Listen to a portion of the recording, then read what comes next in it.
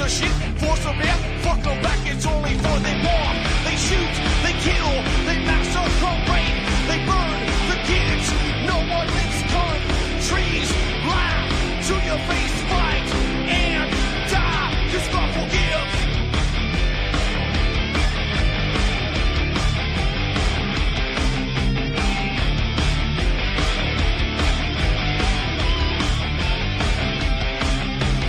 Selling lies and buying time, killing people next in line. Lower classes, social side, they don't matter, genocide. Sick from water, sick from air, making money, they don't care. See their shit, force them out, fuck them back, that's only fair. They bomb, they shoot, they kill, they massacre, rape, they burn the kids. No one makes countries lie to your face, fight and die, 'cause God forgives. Yeah. Coming back around again.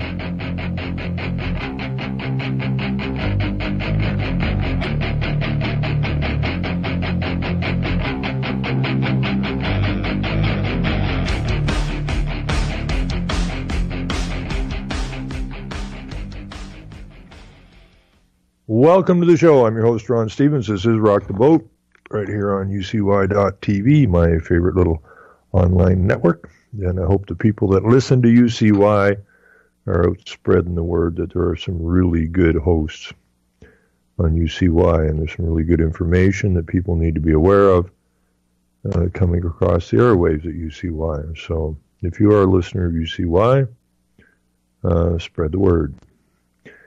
Anyways, it's kind of cool because it's April the 3rd, and I'm in Ontario up on Lake Huron, and, it's my lawn's all white, and the snow's coming down, and I don't think it's supposed to be doing that. But this is the but part, and it all boils down to memory banks. You see, the children in school today have no memory of the past. Now, when I was, 12, somewhere in there, 12, 13 years old, back 69, 70, the storms that we had were absolutely vicious. And if we were having storms like that today, they would be putting out, warnings on your cell phone and that, keep you all freaked out. Back then, we just dealt with it. In this particular town I'm in, it was almost 2 weeks, I think, that nothing moved in or out of here. All roads in and out of here were closed. Now, we're not like in a fly-in area. I mean, we're in southern Ontario. And they had D8 and 9 bulldozers trying to bust the roads open because the snowblowers, they just couldn't move. And eventually the farmers, they went a long ways to opening the roads because they got out their snowblowers. They couldn't get their milk, they couldn't get feed in, they couldn't get nothing. And but that was just some really vicious winters. And back then, they called it global cooling. The big fear was global cooling, but the kids going to school today have never heard of global cooling. They only hear about global warming. But they don't have a memory bank. So it's getting on 50 years ago that the big hoo-ha was global cooling. And then it became global warming. And we're back into a cooling cycle. Okay, it's basically 50 years since the big freakout on global cooling was going on. But then, knowledge is power. And when the globalists, figure out the natural Earth cycles, then they move to where it's going next. It's going to warm up. It was really cold, absolutely vicious storms, and then it settled down and it started to warm up. And they know this. So global cooling they can't push anymore, so they go to global warming, which is just riding on the coattails of a natural Earth cycle, which has been going on since the beginning of time. And will continue to go on, whether you're on the planet or not. This idea that global warming is your fault is just as stupid as saying global warming is your fault. If you look at how minuscule we actually are compared to the Earth, compared to our atmosphere, we don't matter. We just don't matter. Now, I was wondering why where all of this plastic showed up in the ocean. And then I see a story here in Ontario that or in Canada in general, yeah, it's right across the country, that everybody's freaking out because China's cutting back on the amount of recyclable plastic and other garbage that they're allowing into the country to be recycled. Now, this should be, should stick a pencil or some sharp object in the eye of this so-called environmental movement, which is nothing more than a death cult.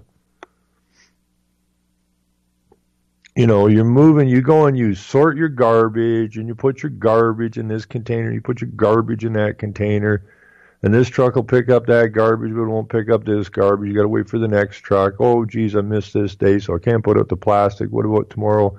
No, the cardboard's not till next week. They got you people running around like a bunch of idiots. Garbage is garbage is garbage.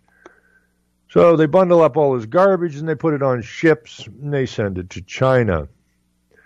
So all of this, negative effect on the environment that you think that you're helping with is more than outdone by the pollution coming out of the ships going across to China, and then sending the recycled plastic garbage back here, encased in their products they produce, because we don't produce anything now. So the same, the ship takes the garbage over, they make up some plastic containers and packaging, and they package the goods, and they put it back on the ship, and they send it over here. Now, I read an article, or a few articles, about just how much pollution comes out of these ships. It's freaking humongous. Never hearing nothing about that. You just keep putting your recyclables out at the road. Make sure you do it on the right day. So this whole environmental thing, whether you like to believe it or not, has been a scam since square one. Now, don't believe me, but you might want to believe Rachel Carson, because Rachel Carson wrote a book called Silent Spring, I think in 1962 or something. You can go and pick all this stuff up. If you just go to my old blog, CanadianTruths.wordpress.com, and put in Rachel Carson, you'll come up with the information. So the environmentalist jumped on her book, about DDTs and all this kind of stuff. And this is back, we had the Love Canal problem and whatnot. And this really kicked off the environmental movement. And that was written in 1962, Silent Spring. But what I've never anyways, ever heard of an environmentalist ever mention Rachel Carson's earlier book called The Sea Around Us, which is written in 1954, 58, explaining the deep ocean cycle, warming and cooling of the deep sea currents. And that explains absolutely, unequivocally, the heating and cooling. Now, When they fired up the global warming nonsense, there was also a solar maximum.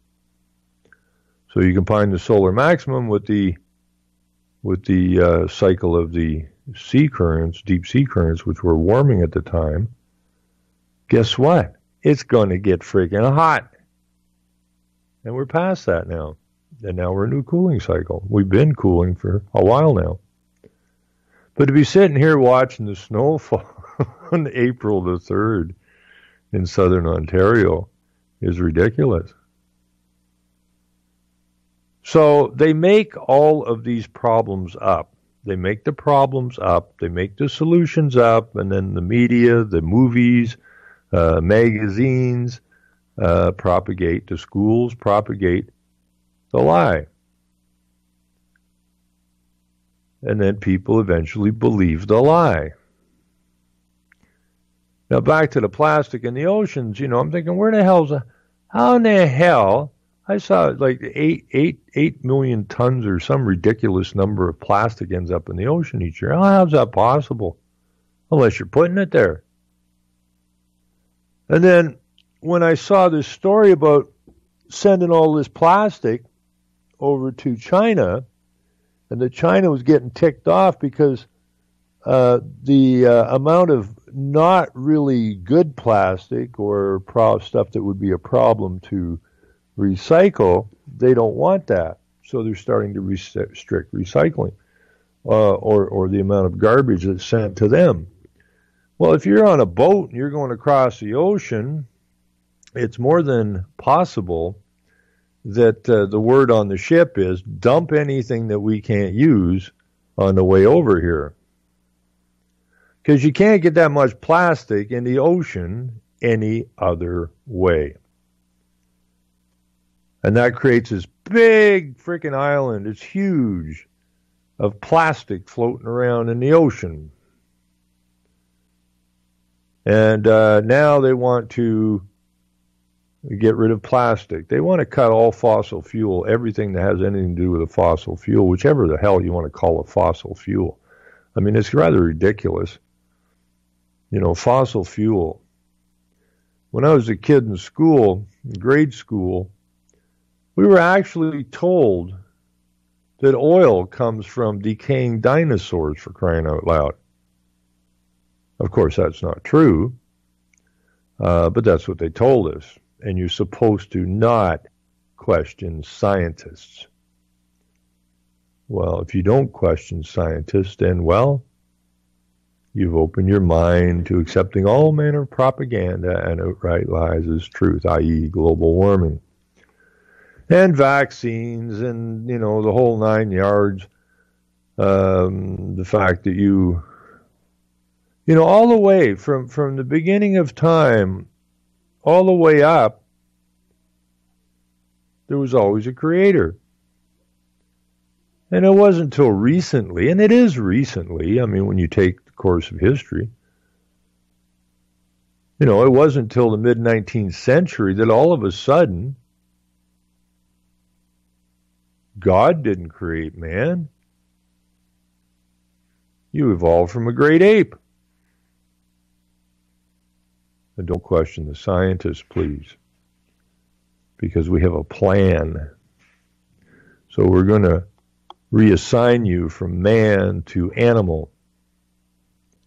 And we, the elite, whatever they want to call themselves, the psychopaths, will play God. And they have now dominion over the animals. Just like Creator gave man dominion over the animals. Well, man doesn't have dominion over man. So man turns you into an animal. And those men who turned you into an animal now have dominion over you. And you've been enslaved ever since. And we have to come to terms with this. We have to deal with it. If we don't deal with it, well, then it's our fault. I'm so sick of people blaming politicians. Politicians are psychopaths. they fit the description of a psychopath. They smile at you, they shake your hand, they look you square in the eye and lie to you.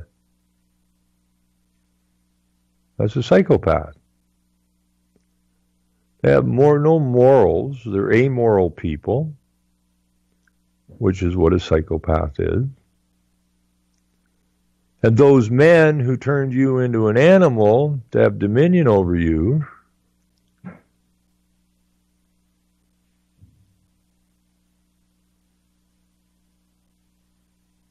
control every aspect of your life. And it's just getting worse and worse and worse and worse. And if you're going to continue to live as animals, then you shall be treated as animals. You know, there's a story about Nestle, the head of Nestle, saying that humans don't have a right to water. Well, the question is, do animals have a right to water? Well, if they find water, I guess they can drink it. But do they have a right to water? Of course not. Now, I've never seen a bunch of animals protesting they have a right to water. The only animals that protest used to be men and women, but now they're classed as animals. So when you're out protesting to the psychopathic elite, they're just laughing at your ass. I mean, they're just laughing at you because you're so stupid. And we have no reason to be stupid, except we were taught to be stupid. They put you in the public school when you're 4 or 5 years old. And they keep the majority of the people there till they are 18. And so many more go on to university, college for another 2 to 5 years. So you are in a system of authority that you don't question for a whole lot of years, so that you're perfectly programmed so that when you get out of that public school system or the higher education system, you will do whatever authority tells you to do without question. In other words, you've been trained like a dog. You know, and the idea is you want to train a dog when it's young. You know, I had a couple of German Shepherds when I was younger. Great animal, great dog, smart animal, very trainable. But the idea was, and you hear other animal owners tell you the same thing. If you wait till that animal is such and such an age before you try to train it, you're going to have a difficult time because the animal's probably going to buck at you. You want to train them young. So when you say, come here, no questions. I'm coming over there right now, boss. If I tell you to sit there and shut up, you sit there and shut up. Because it trained you early. And that's all the public school system is, a training program. Because remember, you're an animal. If you're walking around calling yourself an animal or calling yourself a human, then you've accepted the fact that you're an animal. And they train the animals to do as they want them to do. So we got to kick this human nonsense out the door, and we have to take back our rightful place, which is that of a man or a woman. You're going to have a very difficult time fighting back against this false authority if you continue to act like a trained animal. You're going to have a very, very difficult time. Now, I really wish all parents would just vacate the schools with their kids. Call it a day. Get them out of there. I saw a story, I think it was in London, Ontario, where some 800 students didn't have their vaccines up to date, and therefore they were all suspended, which puts their parents into total meltdown. Oh my God, what are we going to do with them? We got to get them vaccinated. You don't want your kids vaccinated. Go back in time. It's the only way you're going to get any kind of a memory bank. Of course, it isn't your memory bank, but it is a memory bank of the past. If you go back and look at vaccines when they first started using them, the protests were huge. The doctors were freaking out. They called it blood murder. Because that's what they're doing. They're injecting junk into your bloodstream. With what consequences down the road, you don't know. Now, when you start loading these vaccines up on top of each other, and I don't know what the number of vaccines a child gets today between 0 and 18, but I'm hearing numbers 40, 60, 80, I don't know, some really haywire numbers. Now, you have no idea what vaccine 1 is going to do. You certainly don't have any idea what vaccine 2 mixing with vaccine 1 is going to create. But when you got up in the 30s and 40s, you got a cocktail there that can go off in some weird direction at any time. And it'll probably be a new disease or something because they make up a lot of new diseases.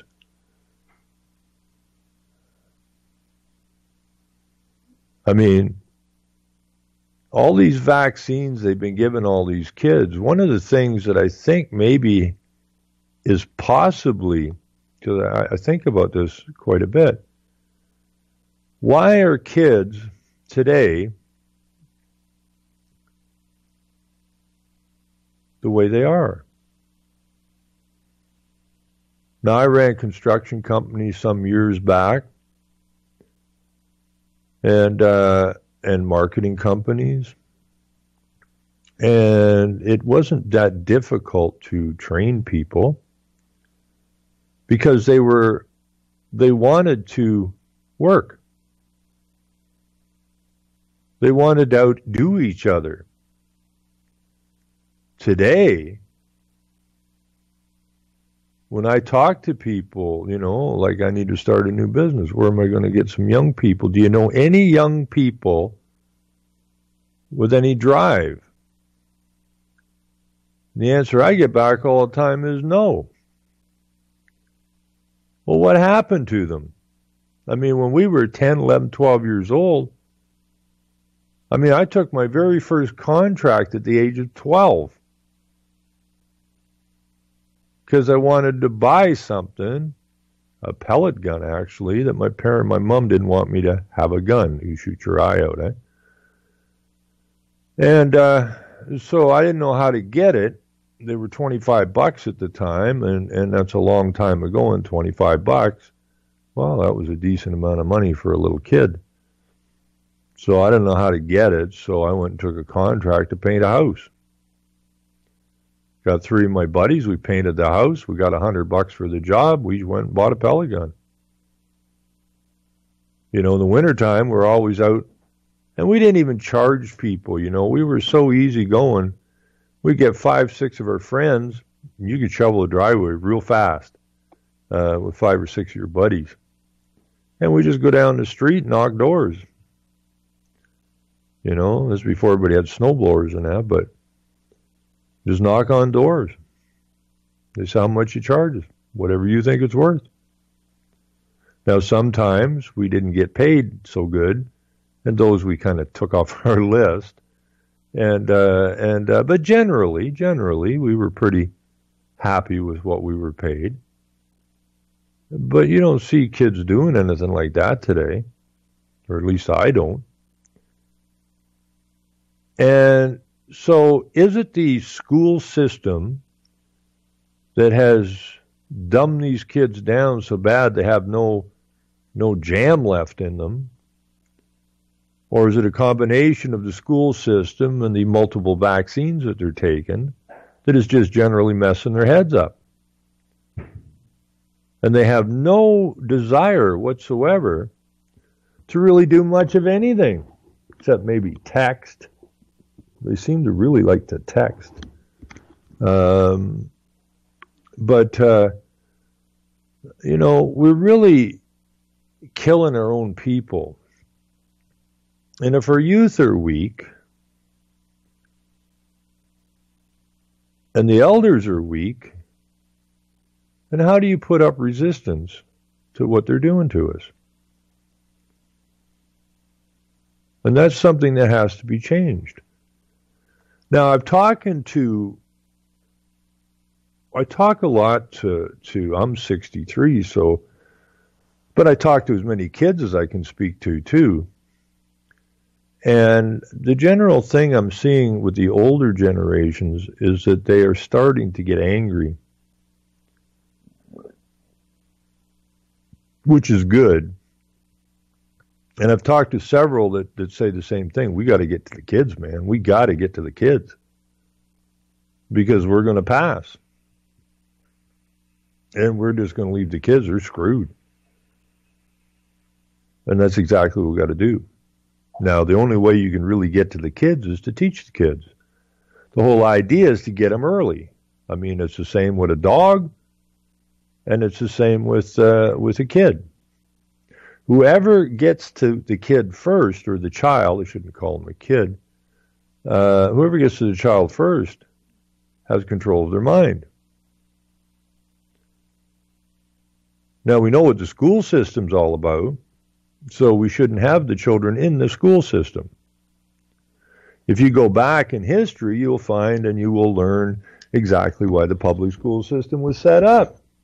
It was to get rid of the memory banks of the fathers, the mothers, the grandparents, the great-grandparents, to take that away from them, which is no different than what they did with the residential schools.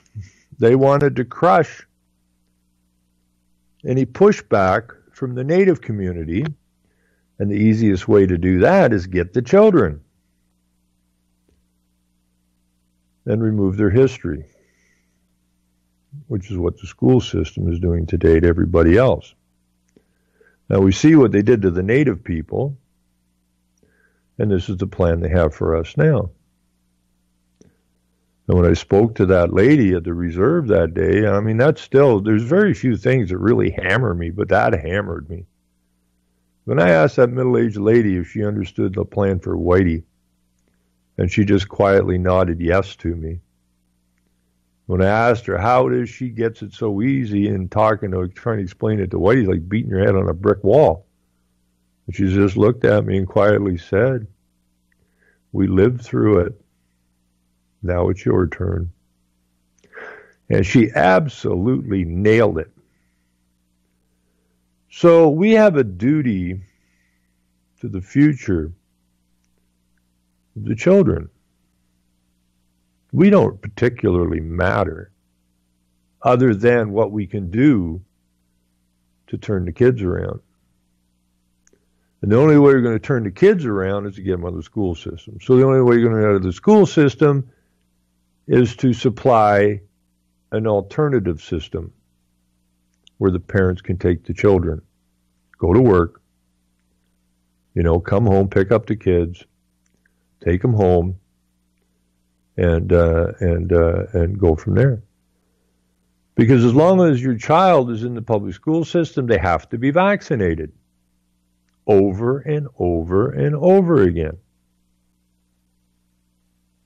So you don't want them in the school system. This whole transformation, you're born a girl, now you're a boy, or vice versa, nonsense. That's all part of that evolution thing. This evolution is not a natural process. This is a process to mess up the masses. So it's even easier to deal with them.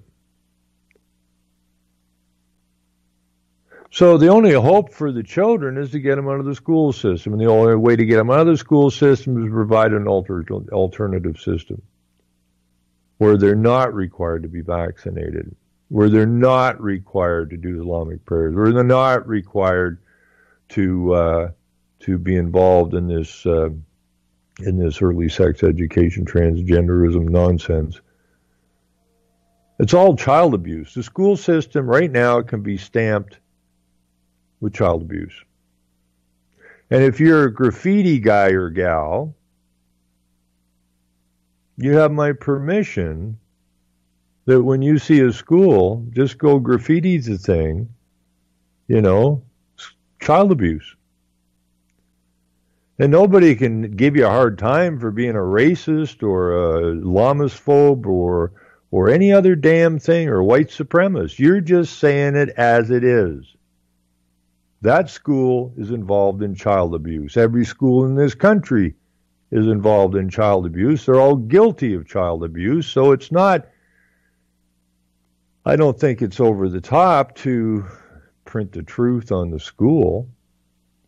And it wouldn't hurt for the kids when they go to the school to see the sign child abuse, because most of the children know something's wrong in the school system.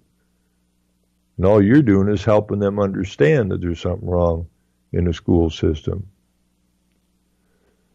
But we really, really, really need to concentrate, because as they always say, the children are the future. Well, unless we're teaching the kids what they need to be taught,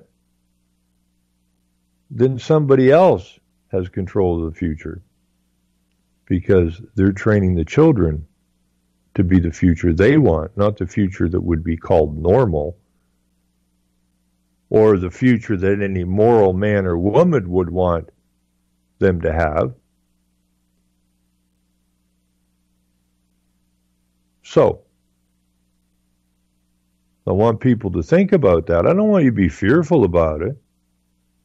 I don't know how many people I've talked to that have been to the school board because they're ticked right off. But see, the problem is that even though they're adults and have children, they're still stuck in the childlike mindset. So when they go into the school board to voice their concerns or they're pissed off about something, they're walking into a group of authority. And that authority will chew out the parents and tell them that they're not experts and the state is the expert on the teaching of the child, the education of the child, and you should just go home and watch Oprah or some damn thing and let the state look after the children. I've talked to lots of parents who've gone to the school boards and felt totally intimidated. Why would you be intimidated? Simple. Because you were trained to bow down to authority. And my phone is ringing. We are unavailable to take your call. Who might that be? Thank you for calling. This is the chief of police calling. I want to know who's doing graffiti on the school.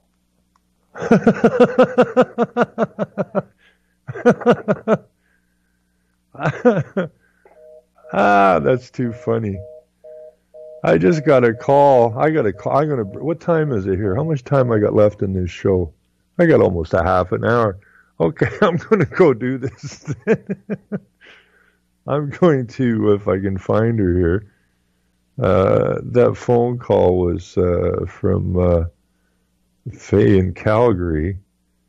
And I think what she said, I can't be certain, but I got headphones on, but I think what she was talking about is who's spraying the graffiti on the schools. Where is she hiding here? See if I can drag her in here, if I can find her.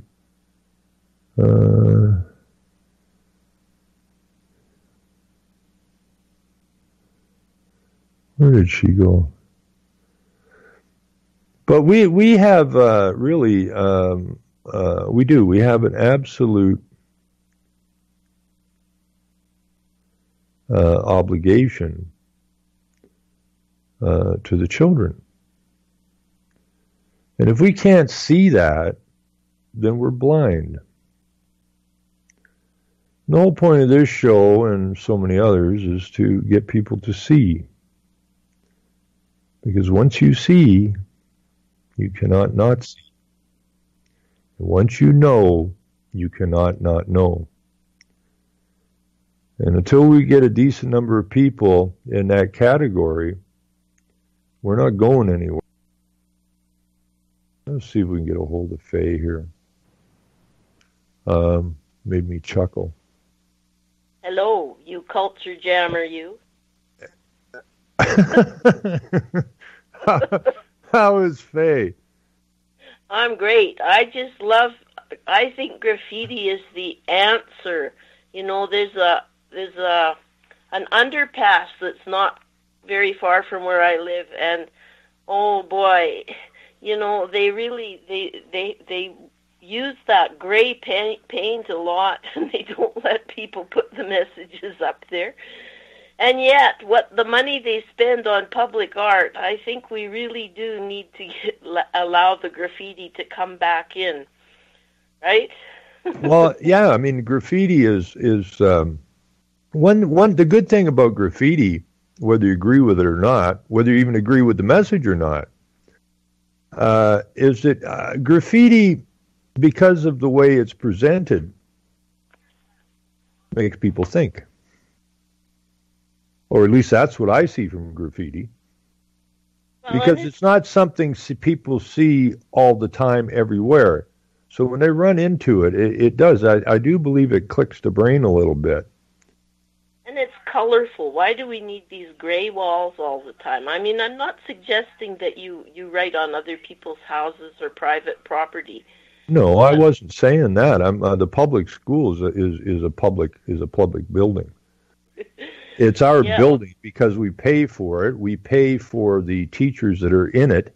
We pay for all of the education that so-called education is being propagated to the children. So that is our building. We bought it. We paid for it. We pay for everything in it. And that's our building. And I think that's fair game. Okay, you and me are going to jail doing this. Where do we get our paint guns?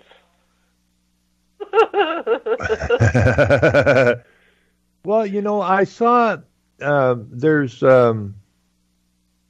it's really spooky because I saw some stop signs and I thought this was brilliant because you know there's stop. It says stop, right? And then in smaller letters underneath it says Agenda 21 or something else. You know, when we were doing the fluoride battle, we actually made bumper stickers that would fit on the stop sign, and it said, like, you put it on the stop sign, and it would say poisoning us with fluoridation. So stop poisoning us with fluoridation. Well, the one thing that we went and you can get these markers, right? See, if you go and spray paint something, they can say you damaged it, right? You can, and they give you a hard time about it. They have the markers that when it rains or the sun's out for a while, that it just disappears, right, on its own. So that is not permanent damage. It's not even damage at all because it reverses itself. It disappears.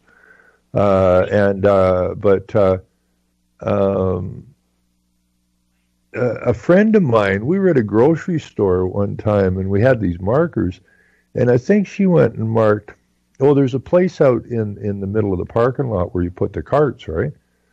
So she just went in there, and she was marking Stop Agenda 121 or something, and the cart guy, he couldn't get in the store fast enough to tell the management or that somebody was writing stuff on the so he's got a roof on it, so where the carts go, and it just caused all kinds of commotion, and I couldn't believe it, but we got to get the message out. Got to get the message out. But I think it would be brilliant because when I talk to students, an awful lot of them 5, 6, 8 years ago, if I told the children that you do realize your teachers are lying to you, they get all uppity about it. No, they wouldn't lie to us. But now, when I'm talking to the students, I say, you do realize your teachers are lying to you, and they go, well, yeah. so it's coming along. It is most definitely coming along. I mean, the garbage is being taught in the schools now. You'd have to be completely brain dead not to believe that your teachers are lying to you, right? So, I think, a nice sign out in front of every school in the country, which would be absolutely truthful, center of child abuse or whatever. These bumper stickers that we made, you could actually just take masking tape and put a couple, little pieces of masking tape on the back, make a roll, and stick it on the sign. So you weren't exactly defacing the sign, like they can pull it off. Yeah, it's not a permanent thing. They don't have to paint over it. They don't have to, blow it off with a high pressure hose or something. You just take it off. And some of them they would actually leave up for a very, very long time. So it's worth doing. I mean, I am a great advocate of that. We have to culture jam in whatever way we can. Yeah. You can create little arty stickers that you put here and there. It just makes people laugh. We have to brighten up the world, right? Oh, it's so desperately depressed. It is. I mean, I talk to people every day, and it's like these people are really depressed. And these are people that I knew years ago that were quite happy, and now they're depressed because. I think you're right about this child abuse thing. I was thinking about that the other day, and my God, those schools are just horrific places. Like, I met with my brother and sister-in-law this weekend. We kind of had an Easter dinner together, and I don't have a lot of contact with my brother. He's pretty mainstream businessman, university professor, right? And when I started, talking about, the new website that I'm really thrilled about, it's called JewsForHitler.com, and there are fabulous videos on that website where a guy who's, I guess his father was a Jew from Bolshevik Russia, and he has started to do a lot of research about, how the religion stuff has been really twisted. And the videos that he has created on that website, JewsForHitler.com, are just fabulous. Anyway, during our dinner, I mentioned this with my brother, and he just went kind of into shock. And he wouldn't say anything. He just totally ignored what I said. Yeah. And I thought to myself, that guy, he's been so abused in the system as a university professor, he can't even talk about real stuff anymore. No, I was just livid. And I was thinking about it. I was thinking, how did he get that way? And it came to me, child abuse in schools. That's what it is. Well, here's some child abuse. I mean, this lady pulled up in a car at the corner store and was getting a coffee, and she had bunny ears sticking, like where the things that stick on your windows. Instead of a flag, it was bunny ears, and a little bunny nose on the front of the car, and that was pretty cute. But then when I got home, I looked up, because I was told some stuff when I was a child. We used to have Easter egg hunts. And it wasn't until I did some really deep research that I found out that bunnies don't lay eggs. I'm just fooling around. I'm just fooling around. But when you look at the stuff that's been taught to us in schools and that, like when my teachers would stand in the front of the class and tell us in grade school that oil comes from decomposing dinosaurs, Ron, do you know that there isn't an Easter bunny? Didn't anybody tell you that?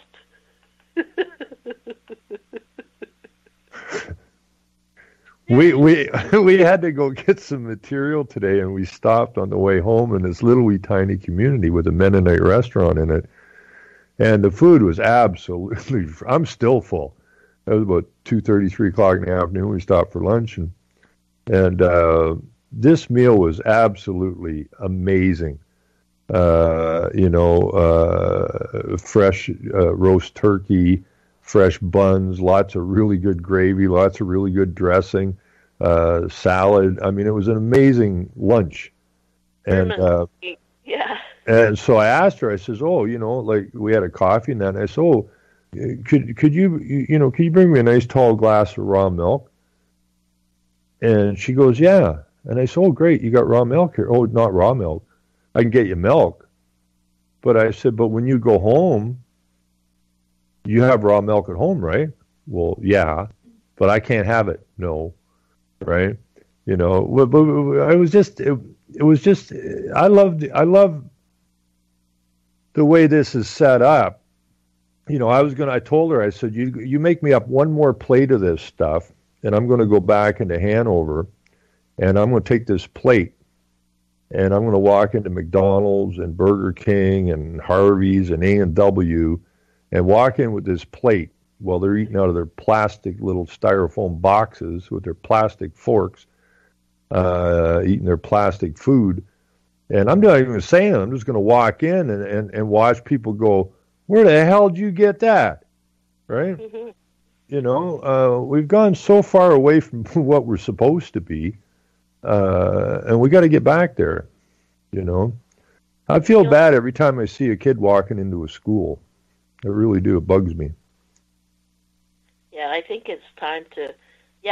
That really tickled me when I heard you mentioning that that's what we should do. That's what I'm going to do. Not as much as you tickled me when I'm listening to the phone ring, and I have the headphones on, so I'm trying to hear what you're saying, about doing the schools. I got a big chuckle out of that too.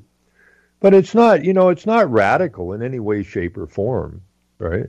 I mean, it's no different than, you're putting up a poster or you're putting up, it really doesn't make any difference. There is nobody that can deny that the children aren't being abused in the schools. Well, I have to laugh because a couple of friends and myself one day, like I was driving down 16th Avenue and I saw a big Monsanto billboard, and it said on it something about, it was advertising some Monsanto product, and then it says Monsanto kills weeds. So I actually I went home and I made a sign, and then a couple of friends came with me, and we had to have a ladder to get up there. And instead of putting Monsanto kills weeds, we put up something that said Monsanto kills babies. Did you actually do that? We actually did that, and they left it up for a good part of the morning, and then finally somebody came and took it down. But we just have to take every opportunity and get the message out. It does my heart good to do stuff like that. Well, it makes you smile, right?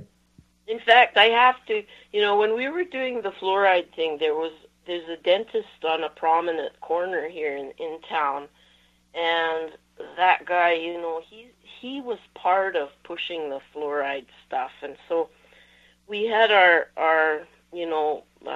stop poisoning us with fluoride bumper stickers. Uh-huh. So I got a friend to come down with me, and it was a Wednesday night. It was, maybe about 8 o'clock at night. And so we walked along, and we started putting them along the side of his office, putting them kind of at an angle so that when people would park there, they would see these things stuck all on his window. Well, I got to the front door, and guess what? The dentist was still in there, and he saw us doing this. And he yelled at me. He said, "You take those things off my window." And I thought to myself, oh my God, what would Alex Jones do? So I puffed myself up as big as I could, and I just stared at him, and I said, "You take that poison out of our public drinking water." And then I just did a 180, and we stomped off. That was really fun. And it just dropped his jaw. Right? Yeah. And the point is, I think the real important point of this for listeners is that, okay, you're not 18, right, Faye? Like, you're not some radical kid running around, right? You know, so, you know, and I talked to some, I remember that day I talked to those ladies. They were late 70s, probably some of them in their early 80s. And we had a little chat just on the road, and one of them looked at me and said, so we're supposed to do something. Bingo, right? Because as long as you're standing on this ground and you're breathing, you ain't got no excuse not to do something. That's right. You know, this idea that well, I can't get involved. Well, you are involved. You're either part of the solution or part of the problem. Pick one. Oh, I'm too old. I have to go and play golf. Yeah. You know, it's really quite pathetic what's happened to the general public. But, you know, like, I mean, you already know what I said there, but when I was going to teach a night course on history, and I hadn't planned on it, I just wanted to see what was required of me. And this night course lady was just grilling me about what I would teach. And, well, let me think about it a minute. And I said, I know. Maybe I'll teach a course on Canadian history. And her eyes just bugged straight out of her head, and she come across the desk with her finger up my nose with that Borg voice. You know, we know who you are. We don't want anything radical here, right? And I'm going, well, I guess you're right there, because, you know, true Canadian history is not what you're teaching in the schools, right?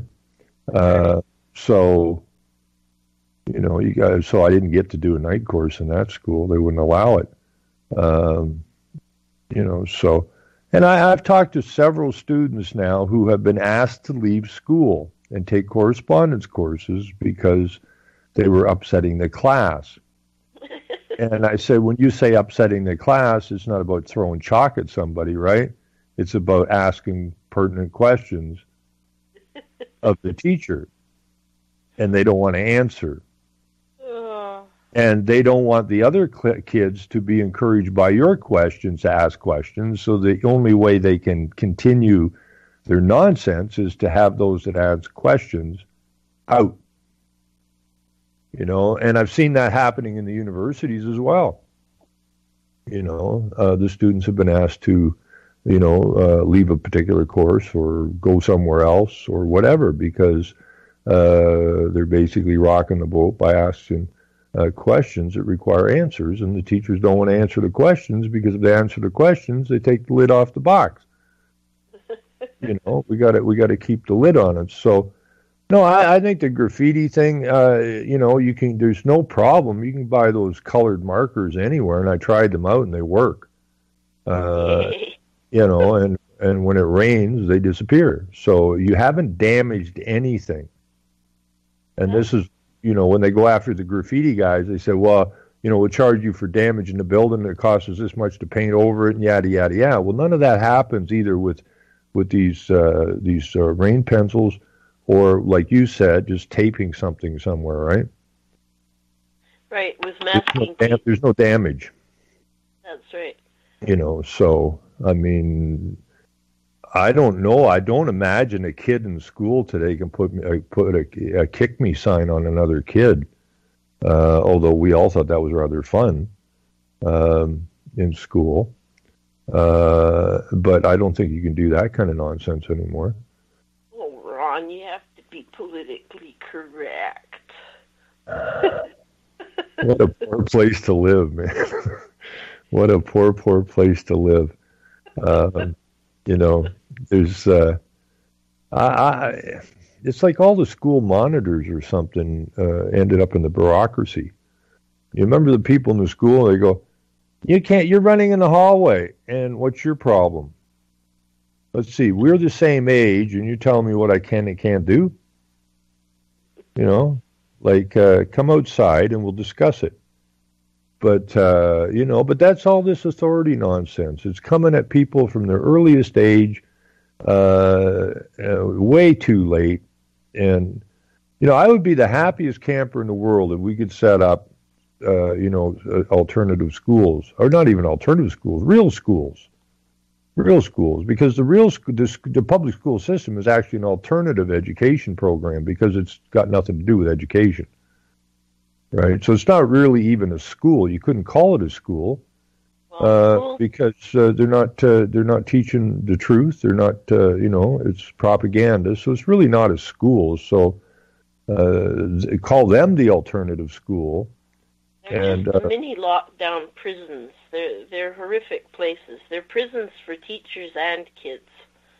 So I think we have to start a new movement, and you're never too old to be a rabble-rouser. That's right. So we've got to rock the boat, and we have to be rabble-rousers, and we have to give rabble-rousers lessons wherever we go. I'm going to tell people about you. Might have to start up a live broadcast called Rabble Rouser TV or something. Training to be non-politically correct. You'll be a much happier camper. If you haven't made somebody mad today, you haven't done your work. Exactly. Yeah, exactly.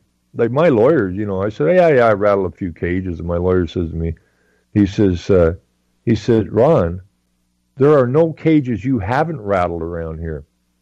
Well, I didn't go about trying to rattle anybody's cage, right? I'm not calling people names in that. I'm just saying how it is. And I guess that would rattle the cages because they know what they're doing is wrong.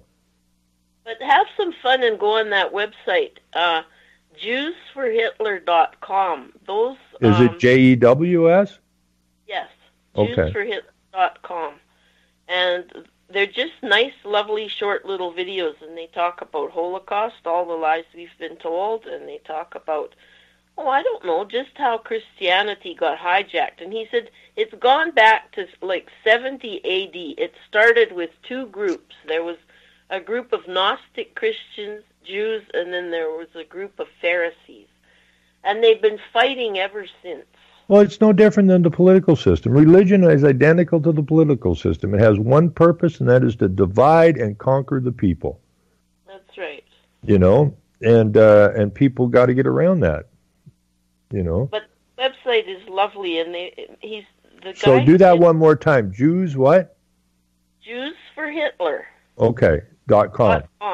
Okay, we're I think out of time here. We're going to hear music in about a couple of seconds or whatever. But I want to really thank you, Faye. That was fun. Heil Hitler! I'm going to celebrate Hitler's birthday this year. I'm going to have a big party because Hitler wasn't the bad guy. There were at least 3 other guys that were real thugs in the background. Right. The name of Roosevelt, Churchill, and who was the other one? Stalin. Yeah. It was a whole gang of them. Yeah. Oh, wait a minute. The phone's ringing. Oh, it's your brother. He wants to know when you're celebrating Hitler's birthday. He wants to be there. Well, he's my younger brother. I've got it planned next week. Okay, I got music here with me. We're out of here. Thank you so much, Faye. Thanks, listeners. Thank you, CY.TV. We're back Thursday night, 7 o'clock, same time, same place. Take care, everybody. We're out of time, therefore we are out of here. Killing people next in line, lower classes, social slime, they don't matter, genocide, sick from water, sick from air, making money, they don't care, Caesar shit, force of air, fuck them back, it's only for they bomb, they shoot, they kill, they